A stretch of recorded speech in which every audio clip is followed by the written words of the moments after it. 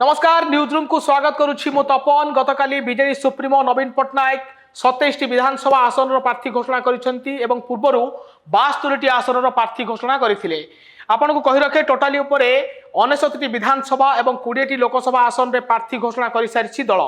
हेले एबे भी 48 आसन रे अंक छिंडुनी एवं बालेश्वर आसन रे काहाकू लोकसभा पई पठाइबो दल सेने मध्य निष्पत्ति होइनी।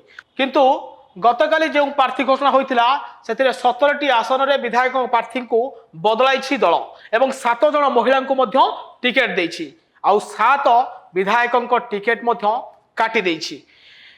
आपण को कहि रखे गतकाली जो मयूरभंज जो टिकेट घोषणा करिसेंती बीजेडी सुप्रीमो से बड़ साई रे अनुसया पात्र, मोरडा रे प्रीतिनंदा कानूनगो, बारिपदारु सानंद मारांडी, उदलारु श्रीनाथ सोरेन एवं जसीपुर चक्रधर हेम्ब्रम को टिकेट देछि।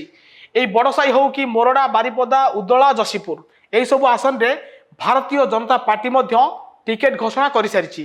किंतु 4 आसन बांगिरीपोशी, रायरंगपुर, करंजिया एवं सारसकणा रे उभय दल एपर्यंत प्रार्थी घोषणा करि नाहंती।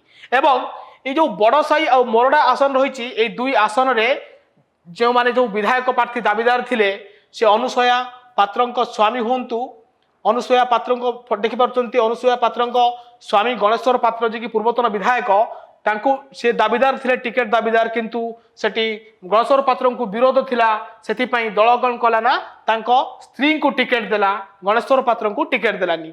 सेहीपरि मोरडा आसन रु राजकिशोर दास बदल रे राजकिशोर दास जे की विधायक थिले तांको बदल रे तांको पत्नी प्रीतिनंदा कानून को एथर दल भरोसा करिछि।